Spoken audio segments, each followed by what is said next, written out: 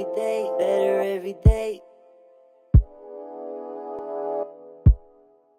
This one I wanted to really just cover Jarvis Landry and the impact that Jarvis Landry had on the Browns and the overall impact that he had changing the culture. Of course, the Cleveland Browns, they got better. When you're bad for so long, you just accumulate talent and you accumulate draft picks. You have to build a better culture. What this video is going to address is just many rumors that Jarvis Landry has right now on many teams, and could he possibly come back to the Browns? We don't know, but I just wanted to break down what he did with the Browns, what type of receiver he is, and what he could potentially do for another team to help that team out.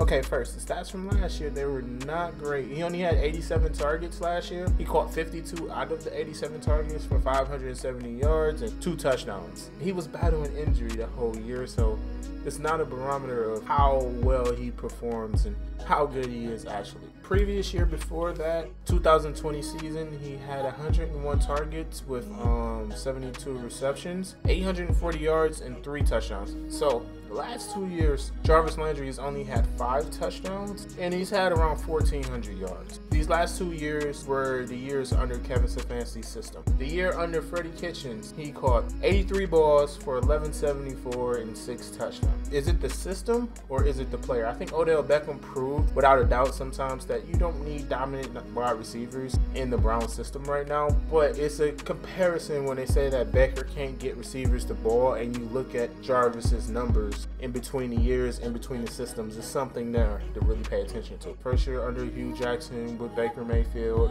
81 balls on 149 targets for 976 yards and 4 touchdowns. Is it the system or is it the player? When he first got here, he got 149 targets, the most that he got ever. Next year it was 138, 101, 87, year to year, and that's just a change in philosophy itself. Jarvis is linked to a couple teams. Jarvis is linked to the Falcons, Jarvis is linked to the Ravens, Jarvis is linked to the Colts, Jarvis is linked to the Chiefs, Jarvis linked to the Packers. Now, some of them are good and some of them are bad. I'm just going to go feelings aside, being a Browns fan, where he would fit in the most. Is one team that glaringly needs Jarvis Landry right now, and it's the Baltimore Ravens. They have Rashad Bateman and Devin Duvernay and Mark Andrews, top 5 tight end in the league. Adding Jarvis Landry would help solidify that receiving core. Out of pure need, Ravens is #1 in my book. Lamar needs a security blanket.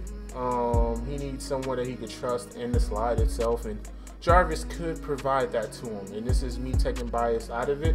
If you had to tell me where I think Jarvis would get the best opportunity to start, it would be Baltimore. To contribute and win playoff games, his best opportunity would either be the Packers or it would either be the Chiefs. Lamar is a great player, but it's the combination of athleticism and speed along with passing ability that makes Lamar who he is. He's not the pure drop back packet passer. He drop back like 40 times and get like 300, 400 yards. Neither the same is with Pat Mahomes, but as far as like arm talent, Pat Mahomes has a better arm, and we'll see how good Pat Mahomes is this year without Tyreek. As far as pure passing, I'm going to take Mahomes over Lamar, and I'm going to obviously take Aaron Rodgers over Lamar. But how he fits the Chiefs, and the reason why I say Chiefs is that AFC West is ridiculous right now as far as overall talent. Adding somebody like Jarvis could help stabilize the Chiefs' receiving options. If I'm Jarvis, I would be thinking about the Chiefs, but if I'm ranking it, honestly, just out of pure need, I'm going to go do the Ravens for 1, then I'll go to the Chiefs 2. Now my third one will be the Packers. And the reason why Packers, Devontae Adams just got traded. Packers drafted a rookie wide receiver. Of course, it was a lot of rookie wide receivers that was drafted in the first 3 rounds this year.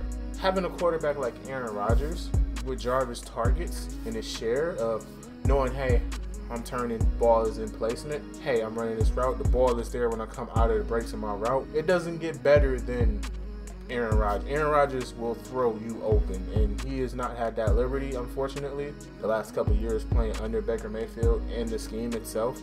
Going to the Packers would be a great fit just because it's the NFC least. I'm just being real. NFC least, man.